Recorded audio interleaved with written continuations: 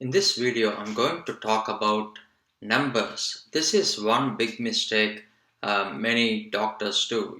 They don't read these numbers before the exam, and they get into trouble because, see, some of the clinical scenarios or exam scenarios can be based purely on these numbers. For example, if the scenario is about antenatal checkup, or if it is about Down syndrome screening, or if it is about cardiopulmonary resuscitation and advanced life support, where you need to know, the numbers, the doses of the drugs. When it comes to Down syndrome, you need to know on which trimester you do what investigations.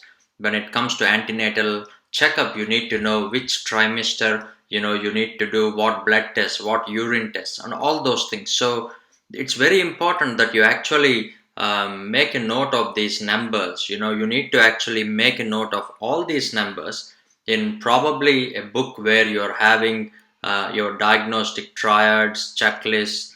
I usually write all these things in one book, and this is the only book I carry when I'm going to the exam. To that restaurant I spoke, in the other video. When I'm going to this restaurant or hotel to stay there, I will only take one book with me. And the only book I take is the numbers, the diagnostic triads, the checklist, the mnemonics. Mnemonics are, things like dementia for dementia mnemonic, or post-traumatic stress disorder. Trauma is a mnemonic there.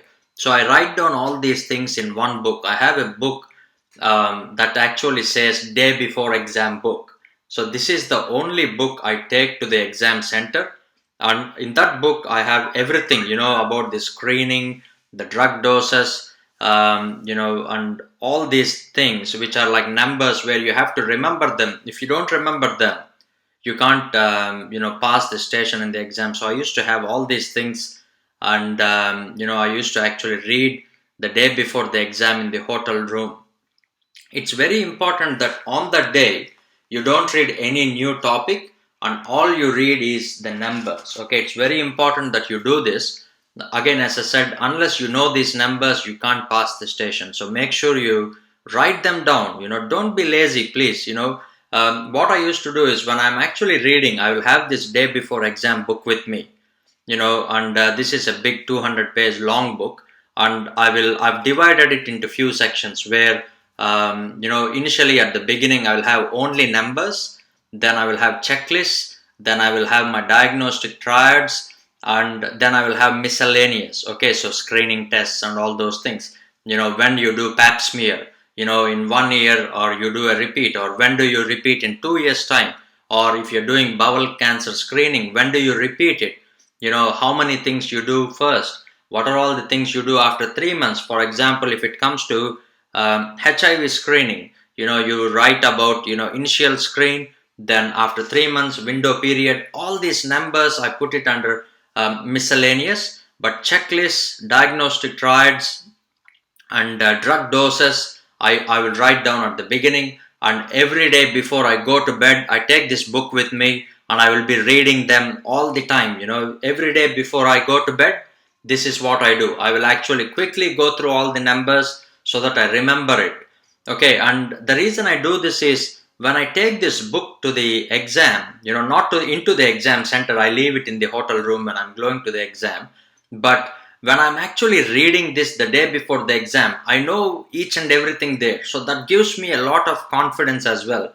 So when you're going to the exam, it's all about confidence. So I try to read I try to read the things which I know better, and I will not read any new topic. So make sure you have this checklist, write them down, and don't write big essays in that book. It should all be like one word or one sentence, and few numbers. Don't write essays, please. It should be very short, concise book, and don't take it before the exam and start reading essays there. I don't want you to do that.